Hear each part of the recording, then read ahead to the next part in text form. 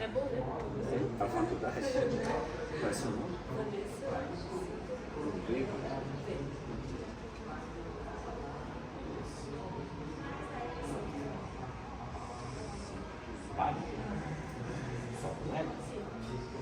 Nosso Lê que acompanha o Jair desde quando o Lê nasceu, então também Lê, seja bem-vindo aqui nessa plenária das tantas que você já produziu o Columbiário Dourados Carajás.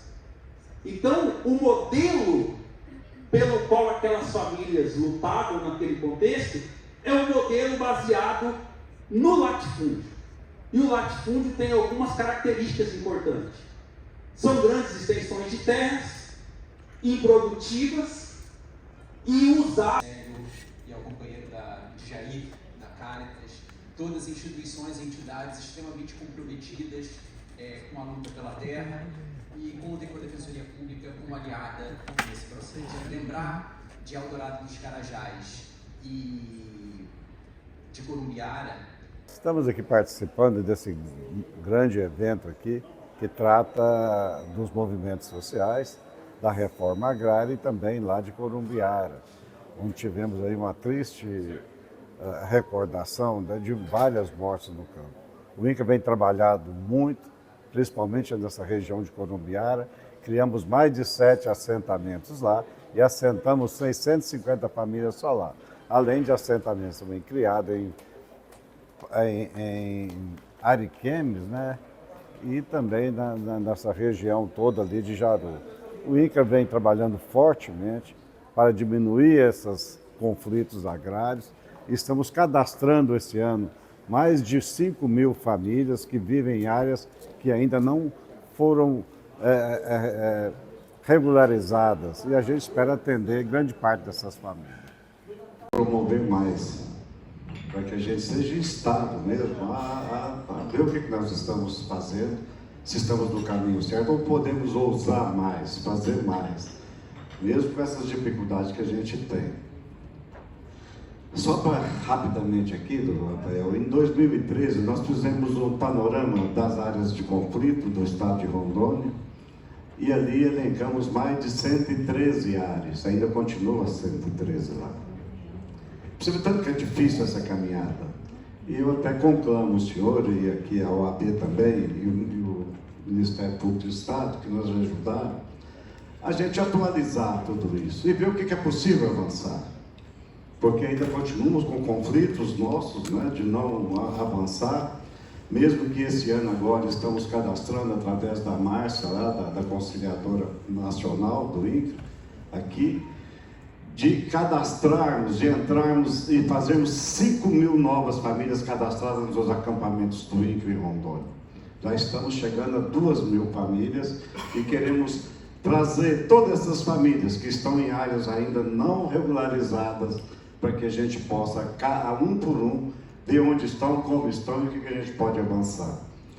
E falar de Corumbiara um pouco. Corumbiara é um marco histórico, mesmo que com essas baixas todas, a área foi desapropriada, criamos ali vários assentamentos, fizemos com que as políticas públicas pudessem ser atendidas, e agora, por último, estamos lá também com volta das nossas reservas de blocos ocupadas. Criamos mais um assentamento recente, que é o Renato Natan, e aos poucos a gente vai caminhando. Mas olha as dificuldades, o doutor Rafael fala que a gente tem dificuldade mesmo com o título. Aqui o Militão. Nós fizemos a primeira área, entregamos lá de Morro do Recorde, mais de 300 títulos para pequenas famílias, que tem lá agricultura familiar, e até hoje a gente tem dificuldade de fazer o registro dos cartórios. Então, assim, aí volta o Joana Dark, que está lá um assentamento nosso também, que tem problemas, e agora está para ser retirado das famílias. E aqui também o pessoal lá da Fazenda Gladys, onde numa nova tentativa de compra da terra, mas em preços exorbitantes, o fazendeiro lá oferece, mas pede uns preços que a gente não consegue nem chegar perto, mas a gente criou uma nova ordem de serviço, vamos de novo para lá. E também a Triste aqui está fazendo a Nor Brasil, tristeza ver que pessoas ainda possam atacar as outras famílias que estão lá e fazer disso um conflito, e aí a gente é impedido. Mas tem uma luz, a gente também não é só de conflitos. O Ministério Público Federal, em todo o estado, coloca agora à disposição novas áreas políticas para fazer assentamentos, como lá a Belena do Pensamento, como aqui a Fazenda Bom e Sossego, como também a Fazenda Caúla. São mais de 5 mil hectares que a gente também precisa de terminar todo o processo judicial, Claudinei, para que a gente possa avançar. O INCRA, esse ano só, nós aplicamos mais de 100 milhões, esses 3 anos, de crédito, de instalação. Estamos fazendo mais de 500 casas, 300 reformas com o MST também. Então a gente vem avançando aos poucos, quando a gente tem a condição de avançar. Recebemos agora recursos através da emenda federal, estamos contratando quase que 100 novos colaboradores para enfrentar todo esse contingente de situações que a gente tem que enfrentar e avançar. Quem nos representa? E como é? E por que a gente não avança na reforma agrária? Aí, Célio, Mário Jorge, e parabenizo os responsáveis pela organização do evento, principalmente o Rafael, o Claudinei e o Eduardo, né, que foram os grandes entusiastas desse evento aqui. O Rafael e toda a equipe do MPF, né, que também está ajudando aí no evento.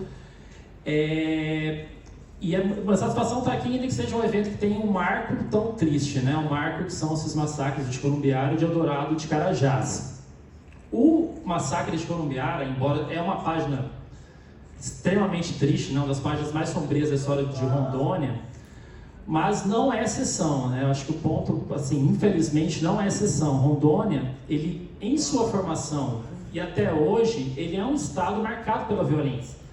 Violência contra as comunidades tradicionais, violência contra os indígenas, violência contra os camponeses, uma violência em geral contra as pessoas de menor poder aquisitivo. Agora, Columbiara se destaca pelo grau de violência do que houve naquele dia, né? Pela crueldade, pela tortura, pela morte de uma criança, né? Que inclusive morreu em Columbiara, uma garota de 12 anos de idade. Então, realmente a gente, por mais que talvez muitos não queiram lembrar, mas eu acho que é nosso dever não esquecer de Columbiara, né? Nós temos que falar de Columbiara, esse caso precisa sempre ser lembrado.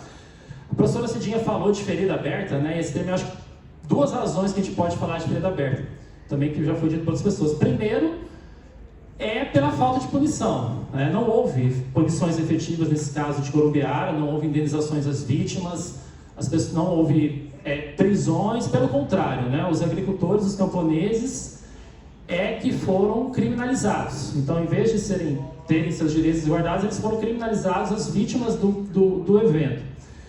E um segundo ponto também, que eu acho que é uma ferida aberta, é pelo fato da violência no campo em Rondônia continuar a pleno vapor, né? É algo que nós acompanhamos na nossa atuação, como a violência no campo continua.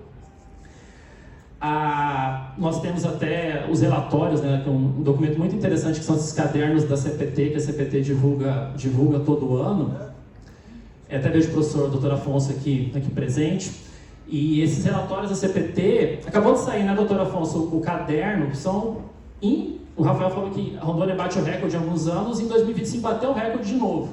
Foi o estado com o maior número de mortes no campo em 2025, foi Rondônia, com 7 mortes, empatado com o Pará. Então seria um estado de dimensão pequena, como Rondônia, ela figura como líder das mortes no campo, né? Isso comprova o que eu disse, como Rondônia é um estado violento. O segundo, para finalizar, o segundo ponto que eu queria trazer é o seguinte também, também dialogar com o que outros falaram sobre o que mudou, né? De lá para cá, o que a gente evoluiu de 1995 1996 para cá. Talvez avanço, que eu vejo avanço, acho que a gente teve alguns avanços do plano normativo, né? O Código de Processo Civil de 2015, ele tem alguns mecanismos importantes tratando de conflitos fundiários, enfim, ele trouxe algumas garantias que não existiam antes. A gente teve recentemente também a criação das comissões de soluções fundiárias, que também foi um grande avanço. Eu acho que as instituições do sistema de justiça estão mais fortalecidas, né, do que eram antes, as defensorias públicas, o Ministério Público, a DPU sequer existia lá em 95. Agora, por outro lado, eu acho que nos outros aspectos a gente tem uma situação só de retrocesso, né? Assim, no campo político, acho que o retrocesso é muito evidente. A gente tem um Estado muito mais autoritário hoje, muito mais repressivo do que era antes. E um ponto que eu considero assim crucial. Conosco desde que eu cheguei também, 13 anos que a gente está nessa luta aí. Obrigado, Rafael. Boa tarde, né? Boa tarde a todos e a todas. Sou Célio Muniz, sou da coordenação estadual do Movimento de Agir Barragens, que compõe a Via Campesina, que é uma organização camponesa aqui em Rondônia, que o MST faz parte, o Movimento de Pequenos Agricultores também faz parte, o Movimento de Mulheres Camponesas também faz parte, e a Comissão Pastoral da Terra. Então a gente aglutina numa organização chamada Via Campesina, que é uma organização internacional. E aí, primeiro, né, em nome do MST, acho que agradecer, né, a presença, a participação nossa do MAP aqui nessa mesa. Eu acho que parabenizar o MST, além de 30 anos do massacre de Eldorado dos Carajás, né, Claudinei, e do Columbiara, faz 40 anos de luta e resistência, né? O MST fez, hoje, esse ano, né, 40 anos de luta e resistência. Então, a gente relembrar o passado é também relembrar o que a gente construiu, né? Porque se a gente teve 2 grandes massacres, né? Uma das tentativas de impedir o acesso à terra, mas também uma das tentativas era de liquidar o movimento sem terra naquele período, né? Era de acabar com a organização social que estava fazendo luta e faz luta para a democratização da terra. Então, esses 2 processos que aconteceu a nível de país, e parece que foram combinados, né, pelo agronegócio, pelos latifundiários, eram para um processo de liquidação do MST. Né? E a história provou e comprova que a luta... Né? E o Brasil continua sendo, infelizmente, condenado nas cortes. Quer dizer, infelizmente, para a gente não consegue resolver os casos. Acho que bom que, pelo menos ainda nessa instância, é possível o Melo Matos, um advogado de Pernambuco, sendo que o da Dóris foi indeferido e o do Melo Matos foi deferido. Isso quando eu saí da faculdade. E aqui, uma coisa que eu estudei na faculdade, que eu nem imaginava trabalhar, acabou que a gente reuniu 11 casos para mostrar a reiterada violação de direitos humanos, e isso gerou o IDC 22, que é o IDC Rondônia. O trabalho começou lá, antes de eu chegar com a doutora Renata, mas que eu continuei, a gente enviou para a PGR, e de uma só vez a gente conseguiu deslocamento de mais casos do que, eu acho que de todos os outros estados somados, né? Foram 6 casos deslocados. Mas mesmo assim, a gente ainda tem muitos casos sendo apurados, muitos problemas. Essa questão da estadualização dos conflitos acaba gerando esse conflito de interesse entre a segurança pública do Estado, às vezes os governantes do Estado e as pessoas. O principal órgão, junto com a Corte Interamericana, a Comissão, ela é uma das principais instâncias do Sistema Interamericano de Direitos Humanos para apurar essas graves violações. Um dos requisitos, talvez o mais importante e o mais difícil para que se tenha o juízo de admissibilidade positivo, é o esgotamento das vias internas. Ou seja, para que uma demanda seja admitida pela Comissão Interamericana de Direitos Humanos, é porque houve uma falência total das instituições no âmbito local. Então, se Columbiara chegou, se o massacre de Columbiara passou por um juízo de admissibilidade positivo perante a Comissão Interamericana de Direitos Humanos, que é uma instância ligada à OEA, sediada em Washington, é porque aqui, no plano local, nossas instituições falharam. O Judiciário falhou, o Ministério Público falhou, a Polícia falhou, o Estado falhou, a União falhou, todos nós falhamos. Então, a situação é muito grave. E o que é mais assustador é que quando se fala em luta pela terra, não é só o episódio de Columbiara e de Eldorado dos Carajás que chegam às instâncias internacionais, às cortes interamericas, à Corte Interamericana e a outras instâncias dentro da jurisdição de tribunais internacionais. O Brasil já foi demandado e até condenado em várias outras situações. Aqui eu listei algumas condenações, inclusive algumas posteriores a Eldorado de Carajás e posteriores a Corumbiara. Teve o caso dos trabalhadores rurais da fazenda Santa Rosa versus Brasil, conhecido como o caso Antônio Tavares Pereira. O caso Sétimo Garibaldi versus Brasil. O caso Manuel Luiz da Silva versus Brasil, condenação recente do Brasil de 2025, né? E várias outras situações que o Brasil é demandado e muitas já foi até condenado no âmbito da Corte Interamericana de Direitos Humanos, que é a instância contenciosa. No caso de Corumbiara, o fluxo se encerrou no âmbito apenas da Comissão Interamericana de Direitos Humanos, mas em outras demandas o Brasil chegou, inclusive, a ser condenado no âmbito da Corte Interamericana de Direitos Humanos. Isso demonstra que as nossas instituições ainda precisam evoluir no fluxo de como lidar com os conflitos fundiários. A gente observa que esses episódios eles vêm sendo repetidos reiteradamente no Brasil, e o país vem sendo condenado reiteradamente na Corte Interamericana de Direitos Humanos, enfim, nos tribunais internacionais de direitos humanos. Então, esse evento de hoje ele é extremamente importante para que a gente faça uma espécie de justiça restaurativa, né? Para que a gente resgate a memória, né? A verdade, que assegure a reparação e, sobretudo, que a gente consiga, a partir daqui, provocar uma discussão para que haja um ressignificado das instituições e que esses episódios jamais se repitam.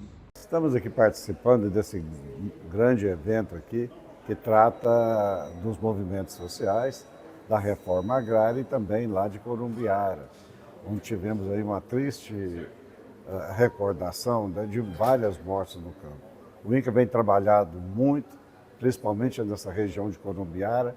Criamos mais de 7 assentamentos lá e assentamos 650 famílias só lá. Além de assentamentos também criados em Ariquemes, né? E também nessa região toda ali de Jaru. O INCRA vem trabalhando fortemente para diminuir esses conflitos agrários. Estamos cadastrando esse ano mais de 5.000 famílias que vivem em áreas que ainda não foram regularizadas, e a gente espera atender grande parte dessas famílias. De Tabajara. Vivemos momentos difíceis lá, inclusive os cartazes ali que nós trouxemos. E antes da minha fala, eu queria fazer um agradecimento ao irmão Santana. Logo foi de última hora essa homenagem aqui. No cartaz está o irmão Santana morto pela polícia e o seu Moisés, que foi torturado para entregar as lideranças, tá? E é o que está no cartaz ali. E agradecer ao Hélito dos Direitos Humanos, que é da CPT, e o padre Zezinho, que também faz parte, tem nos ajudado muito. Só para vocês terem uma noção, desde o ano passado nós estamos há 3 anos lutando pela área que pertence a nós. O juiz de Massadinho, com uma ação arbitrária, pôs uma medida que nós não podemos chegar a 60 quilômetros da área, impedindo até as pessoas que não tenham nada a ver a chegar na sua propriedade. E dia 23 de novembro, junto a um representante do governo federal do MDA e um ouvidor do INCRA, marcamos uma reunião em Tabajara e foi feita uma emboscada para nós, pequenos produtores, e a polícia supermente armada, foi matéria de TV, jornal, e nos cercou, fez um cerco, e fomos taxados todos como criminosos. tem vídeos, eu mesmo publiquei um monte de vídeo que nós fizemos lá, criancinhas, mulheres, e nenhum foi preso, e só conseguimos sair daquele cerco na associação se todo mundo preenchesse o documento como criminosos. O ouvidor do MDA e o ouvidor do INCRA foi também. E nós fomos, isso é matéria, está aí exposto, nós temos vídeo, dia 23 de novembro. E todo mundo foi taxado, teve que assinar. O meu pai de 84 anos, nunca foi chamado na polícia por nada. E foi taxado como um criminoso. Resultado, o nosso advogado, era um domingo, e o representante do MDA chegaram num acordo que era para nós assinar, porque nós precisávamos liberar. Desde cedo estava, já passava de 2, 3 horas da tarde, e a polícia super armada, com drone, mais de 20 homens, e foi feito um cerco com armas pesadas, e todo mundo teve de ser passado para ir embora assinar o documento. E sorte nossa que o Odair que está ali, ó, junto com o Maurício, que é um estudante de direito, conseguiu nos ajudar muito. O Odair enfrentou e passou e buscou alimentos, senão estaria todo mundo com fome até aquela hora da tarde. Resultado, de lá para cá vemos sofrendo situações difíceis, temos morte. O senhor Moisés mesmo que foi pego como um bandido, espancado, levado para a delegacia, ficou preso lá à noite, liberaram ele outro dia, nem ocorrência policial fizeram. Qual o crime que ele fez para apanhar? E está ali as marcas. Então, infelizmente, a gente atribui essa violência à polícia, quem deveria nos proteger, e à guarda armada da fazenda, que fez barbaridade, está fazendo. E aí eu trago uma das falas aqui, acho que foi a senhora que disse. O que tem sido feito para evitar esse massacre? Talvez, juridicamente, no papel está muito bonito, mas chega no Tabajara para vocês verem, sabe? Dói na gente de ver pessoas que uma área sentada de frente já é assentamento, cedeu a sua propriedade para a gente poder ficar acampado lá. A polícia simplesmente, com a ordem do juiz, propriedade particular, levou o maquinário, trator e passou por cima de tudo, jogando medicamento, roupa, fogão, tudo que estava lá foi destruído. Roubaram, saquearam as nossas ferramentas, fogão, medicamento de pessoas que tomavam remédio controlado, de idosos, mulheres com crianças, inclusive crianças que estudavam na escola de Tabajara, foram limitadas. O motorista foi coagido para que não entrasse mais na linha para buscar os filhos do Odair, que não é que está no nosso movimento, mas mora para frente. Por aí vai. Eu estou só resumindo para respeitar o tempo. A polícia e os guardas armados invadindo, destruindo, quebrando, batendo. E é doído. O nosso amigo que morreu, ele disse para mim, pelo menos 3 meses antes, que o sonho dele era conseguir um pedacinho de terra que ele não ia desmatar, ele ia criar abelha, só para vender mel. É absurdo quando você pega o histórico dele, e não é criminoso, para que a polícia fizesse o que fez. E quando todo mundo que estava ali naquele cerco, assinando documento, liberaram, todo mundo foi embora, nenhum foi preso, porque não tinha bandido ali. O que eles queriam era arrumar um pretexto, desculpa a expressão, para ferrar todo mundo. Foi um cerco e não tiveram sorte. Aí eu pergunto, o que o INCRA, tem 3 anos que nós estamos conversando, o seu Flávio é ciente da situação. Eu pergunto para o seu INCRA, até quando vamos esperar acontecer o processo de Estado na Terra, que é uma área, gente, que não é particular, não. não é do fazendeiro, provado juridicamente, que o processo de documento do que foi feito não é legal. Tanto que depois entrou com pedido de uso capião da área, certo? Ora, se ele era dono, aí eu falo, nós temos denunciado o Ministério Público, nós estamos lutando no Ministério Público Federal, porque nós sentimos que o Rondônia, quem deveria dar proteção, está fazendo vista grossa. Aí eu pergunto, será que vai precisar acontecer novos massacres? Porque eu, como presidente da associação, posso provar para vocês aqui, que estão querendo ir para cima da terra. Eu falei, eu não permito que aconteça o que aconteceu no passado. Eu nem mencionei esse fato. Mas eu sou contra a violência, porque quem é que perde? Quem é que perdeu no Alvorada? Não foi nos massacres passados. Então, a minha fala é de indignação das omissões. E a gente vem cobrando.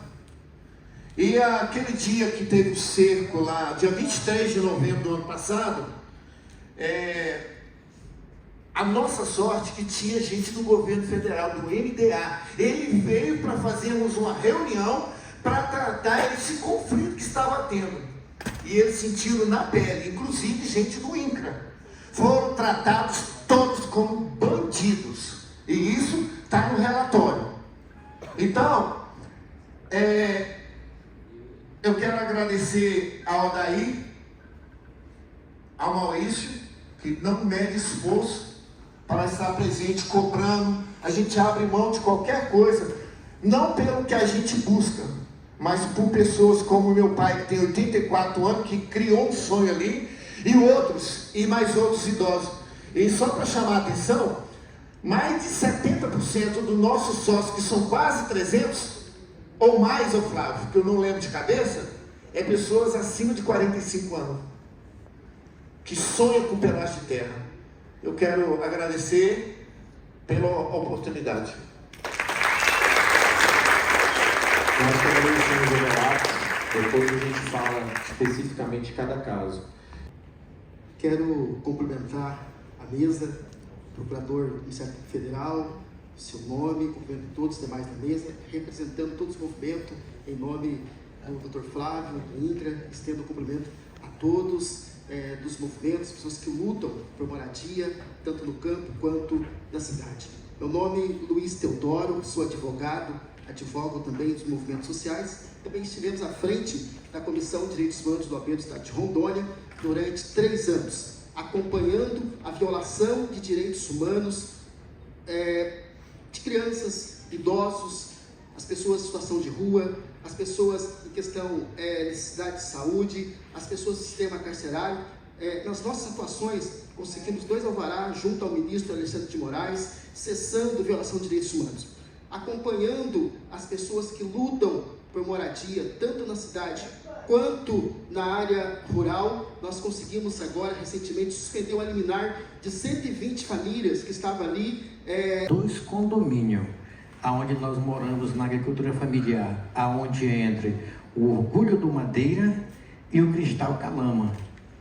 A gente sabe a truculência quando a polícia entra para fazer qualquer abordagem no nosso jovem e nos nossos agricultores.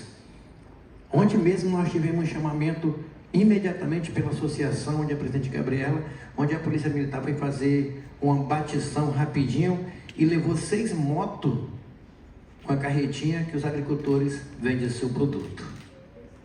A gente fica muito triste em saber que não podemos trabalhar, né, Flávio? Entendeu? Mas o que a gente vem falar hoje é sobre a nossa agricultura familiar. E eu queria fazer uma pergunta e uma deixa para a doutora da DH de Juiz, né? A senhora pudesse se colocar junto com o seu grupo quando tivesse aquelas vistorias junto com os órgãos do Ministério Público, Defensoria Pública, nas áreas em litígio, para ver junto com o Ministério Público, Defensoria Pública, como que a gente faz para vocês participar daquelas áreas, né? Para que seja menos truculenta quando a polícia vai tirar aqueles familiares das suas casas. Então, seria muito importante que vocês participassem, tá bom? E a infeliz fala de citar que todos que estavam ali eram criminosos, né? E nessa reunião que eu estava participando de forma virtual, eu pedi a palavra e falei para ele, olha, eu sou cria de favela. E o que acontece? Hoje nós estamos debatendo o acesso à educação para cerca de 40 crianças. O que o senhor prefere enquanto agente público, agente de segurança pública? Dar acesso, permitir acesso à educação para 40 crianças ou a sua tropa ter que combater 40 adultos mais tarde? Porque sem educação o crime abraça, o crime alicia e aí é um caminho sem volta. Isso a gente tem feito esse trabalho em Machadinho. Estive também em Rio Pardo. Eu nunca vi o INCRA vender 5 quilômetros de terra para A, 10 quilômetros de terra para B. Nunca vi isso. Nunca vi. Mas hoje nós temos aí pessoas que têm 2, 3, 4, 5 quilômetros de terra, fazenda. Aí eu pergunto, o INCRA vendeu mesmo essa terra todinha para ele? Vendeu não. Nós tivemos também aqui o pessoal das minerações. Mineração Maçangana, mineração Oriente Novo, mineração Brumadinho, tivemos a Feruza e várias outras. E as agropecuárias. Maçangana, aqui está hoje lá em cima do Inhariquemes, que é a maior, a empresa que mais tira cassiterita. Nós temos hoje ela lá. E a morte continua por conta desse povo. Não pensem vocês que não tem gente morrendo por lá não. Apenas não é divulgado, não é comentado. Mas a história de situação de terra aqui é complicada. Esses dias eu vi uma reportagem dizendo que eles vão trazer de volta a Comissão da Verdade. Eu quero que ela venha para Rondônia. Porque tem que ver, não é só na época da ditadura não. Antes da ditadura, na ditadura, depois da ditadura e agora. E agora? Porque hoje, antigamente, contratava pistoleiro para matar. Hoje é o contrário. Hoje quem mata é a polícia. Com arma comprada com o nosso dinheiro, do nosso imposto, com farda comprada com o nosso dinheiro e com salário pago com o nosso dinheiro. Nós, contribuintes. Temos um governador, olha tudo no poder que me disse por que veio. E vocês estão achando que ele vai dizer para o Alexandre de Moraes que ele quer que bote a câmerazinha em PM? Isso nunca vai acontecer. Ele não vai jamais contra os companheiros de farda dele. E até hoje, eu não vi ninguém se preocupar com a quantidade de policial bandido que nós temos dentro da PM hoje. Um bocado noiado, que inclusive incensa as armas na boca do fumo. E ainda tem mais aquela lá, porque chamam a LCP de facção. As facções hoje estão dominando, sabe por quê? Porque tem o apoio da polícia. E hoje estão matando jovens, adolescentes e crianças, gente. Tem um monte de desaparecido aí. Por isso que eu quero que a Comissão da Verdade venha para cá. Ela seja reinstalada novamente e venha. Porque nós temos hoje um cemitério clandestino tal qual da época da ditadura, o de Perusa em São Paulo, aqui no Belmonte. O que sumiu de jovem naquela época não estava escrito. E os pais não podem falar. Essas coisas acontecem e ninguém pode falar, porque se respirar fundo e abrir a boca, morre. Isso é um problema sério, um problema grave, que ninguém aqui quer abraçar essa causa. Ou essa mesa que está aqui se junta, se reúne para se discutir essas questões de segurança pública nesse estado, ou nós, a população, vamos ter que criar, contratar pistoleiro para fazer justiça. Vamos ter que criar um grupo de justiceiros, porque não pode. Vai chegar a hora que a população vai ter que se unir e mandar matar, porque se não for assim, não vai acabar essa palhaçada de matança. Só isso que eu tenho que dizer para vocês, que isso não vem de hoje não, vem de muitos anos. E o INCRA, não sei o que acontece com o INCRA, que não se manifesta. não se manifestam. Trabalhei com um colega lá, que todo mundo sabe aqui, o Eustáquio, foi demitido 2 vezes. A primeira vez foi demitido com a galera lá do INCRA, porque estava legalizando terra e vendendo terra para o povo. Resultado, na justiça, processo administrativo mal feito, voltou. Morreu. Foi enterrado, morreu como hoje, enterrado como amanhã, como depois de amanhã, a Polícia Federal na porta dele, lá para prender de novo. Aí a mulher disse, vai prender lá no cemitério, que já está lá. Você está entendendo? Então, minha gente, eu acho que o Ministério Público Federal, com todo esse povo aqui, tem que fazer um levantamento sério dentro do INCRA, porque documento público, o mínimo de tempo que se faz é 20 anos. E esse do INCRA, com certeza, é 50, 60, 70, 100 anos que tem que ser guardado. E tem que achar e saber se realmente esse povo é dono dessa terra, porque a gente sabe que não são. São grileiros. Aqui morreu advogado, morreu empresário, morreu tudo. E todo mundo sabe disso, por conta de terra. Agenor de Carvalho é um que foi morto aqui porque descobriu as falcatruas, descobriu toda a sacanagem e mataram ele. Na sequência mataram a testemunha. E assim vai, e assim vai. Vai morrendo, e fica por isso mesmo.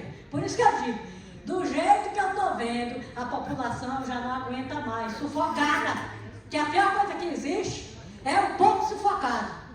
Porque na hora que o povo não aguentar mais, vocês vão ver a organização criminosa a partir da sociedade e nego ser morto aí a 3 por porta. Enfim, em casos em que a apuração do Estado fica impossível ou há uma incompatibilidade entre a vontade do Estado de apurar e efetivamente resolver o crime, né? Porque, em regra, no primeiro momento, os crimes de homicídio, lesão corporal, etc., eles são apurados pela Polícia do Estado, pela Polícia Civil, pelo Ministério Público do Estado de Rondônia, mas esse DC 22, ele nos dá uma certa legitimidade para sempre estar ali cobrando, sempre estar ali em cima falando, ó, se vocês não apurarem corretamente, se vocês não derem atenção ao caso, a gente já tem um precedente, então isso é importante para a gente ficar em cima. E não se preocupem, a gente recebeu o relatório e vai sim, com toda a força, buscar saber a apuração, buscar, inclusive existe uma recomendação, falando especificamente da identificação, que o Elbert, se eu não me engano, falou, sobre a identificação de pessoas para fins criminais, sendo que ela já tem identificação civil. Tinha uma recomendação que foi na época do cerco, inclusive, à Fazenda Nor Brasil, na época que estavam os acampamentos, né, na TAN2, etc. E a gente falou que não é possível fazer essa identificação geral, porque não faz sentido nenhum, a pessoa só mostra a identidade dela está ali, não precisa ficar anotar, preencher ficha, fazer lista de nada para a polícia, né? Justamente eu acredito que era isso que eles queriam fazer, arrumar alguém lá que tinha feito algum crime e dizer que estavam perseguindo algum criminoso, né? Mas a gente já tem uma recomendação, a gente vai reforçar o cumprimento dessa recomendação e caso não haja, o Estado no primeiro momento disse que acatou, mas acabou fazendo de novo, tentar negociar junto com o Ministério Público do Estado para fazer uma ação civil pública para garantir que isso não se repita, tá? Sobre o setor chacareiro, lote 1, individuais, eu acho que o doutor Eduardo já explicou um pouquinho, como elas estão na esfera estadual, acaba em primeiro momento quem tem que intervir a Defensoria Pública do Estado. E aí seria legal, eu vou até puxar uma reunião, vou deixar isso como determinação na ata, para me reunir com o doutor Eduardo, com a doutora Letícia e com vocês, para que vocês tragam quais são essas ações. Ações ela já deve ter conhecimento, porque afinal de contas para ela que chega isso primeiro, mas caso seja a melhor estratégia que a gente federalize, a gente federaliza. A gente já fizemos contato com o pessoal lá da Maruís, do Grupo Objetivo, já estamos marcando agora uma segunda reunião para que a gente possa tratar da desapropriação da Maruís. Sobre a questão do acampamento lá, onde se for terra pública, a gente já está tomando os procedimentos também para a retomada da área. Mesmo que ela seja terra pública, existe lá uma ocupação e que a gente tem que fazer todo o processo legal para fazer essa retomada. Na questão do Joana d'Arc, nós estamos lá direto agora com o IBAMA, o Ministério do Meio Ambiente em Brasília, nas tratativas finais para que a gente possa ajustar lá a APP em vez de 500, passar para 250 e a gente vai poder resolver o problema lá de mais de centenas de famílias que estão lá dentro daquela área. É muito simples isso. O problema está na APP. Se a gente resolver diminuir, a gente acomoda as famílias, daí não precisa de retirar ninguém. Então é preciso que a gente faça isso o mais rápido possível. Estamos terminando o relatório que o doutor Rafael nos pediu. Acredito que até no máximo segunda ou terça-feira já está entregue, né, Márcio? Já estamos concluindo. E também a questão lá do...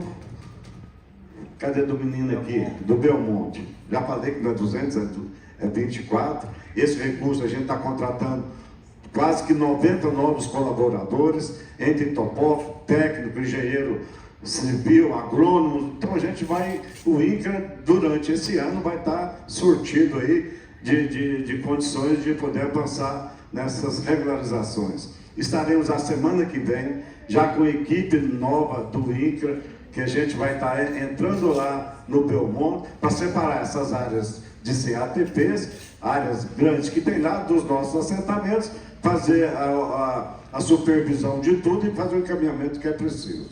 Tá? Então, na próxima segunda ou terça-feira, esse grupo já vai estar lá. Mais alguma coisa? Não esqueça de nós. Viu? Tchau! Até mais! Então, pessoal, só para fazer um apanhado disso que o Flávio estava falando, e também para tocar em algumas outras questões, especificamente. Primeiro, em relação ao que a dona Nilma falou, Nilda, desculpa. Nilda, né? O que a dona Nilda falou é muito interessante, que eu também parto do princípio de que tem mais de 2.500 hectares, eu suspeito, né? Para mim já tem um problema. E, recentemente,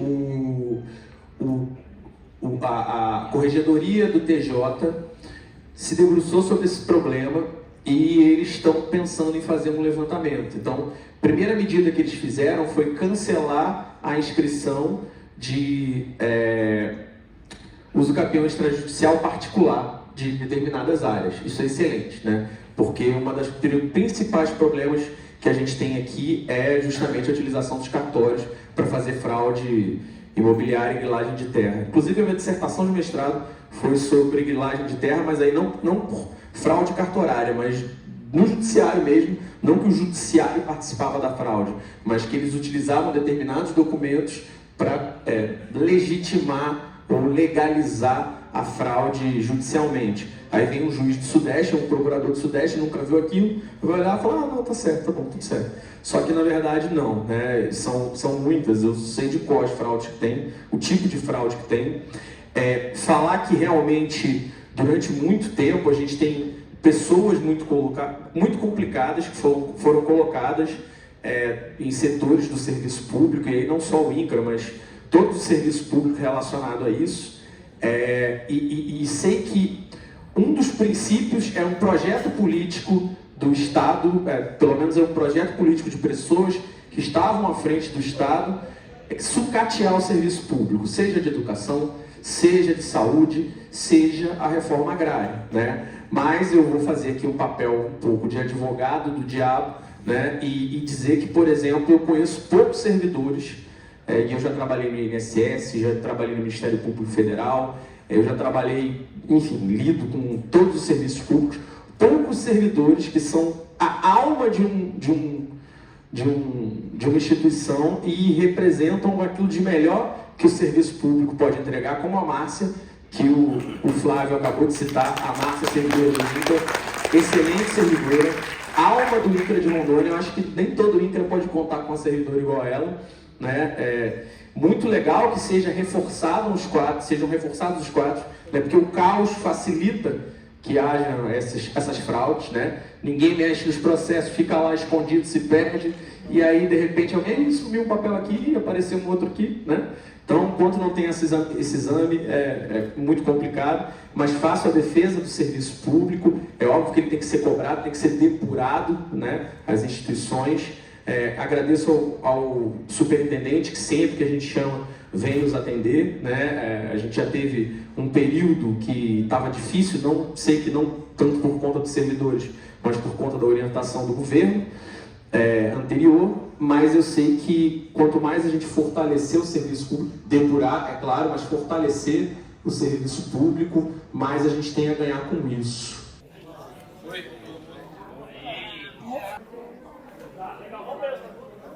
Então, hoje foi um dia muito importante porque até hoje a gente sofre muito com violência no campo, muitos casos de morte, assassinato. Rondônia está sempre entre o primeiro e o segundo lugar nos rankings de violência no campo.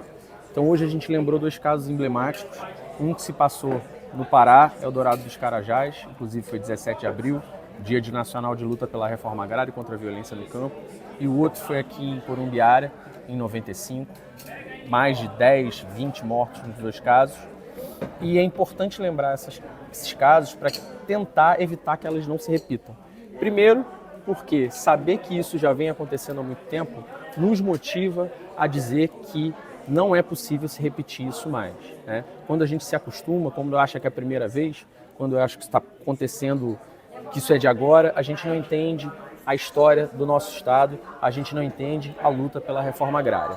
E a reforma agrária é fundamental para que o homem seja fixado no campo, para que a gente tenha alimento na mesa do brasileiro, para que as pessoas tenham direito à moradia, possam trabalhar e também não estejam numa situação de incerteza o tempo todo, para que elas possam ter esse alimento e sem incerteza, sem conflito, com paz, o Brasil se torna um lugar mais tranquilo de se viver e que as pessoas tenham direitos básicos garantidos. Doutor, gostaria que o senhor falasse para nós em relação a Machadinho do Oeste, a história que o presidente da associação veio aqui e contou aqui no meio de todo mundo aqui.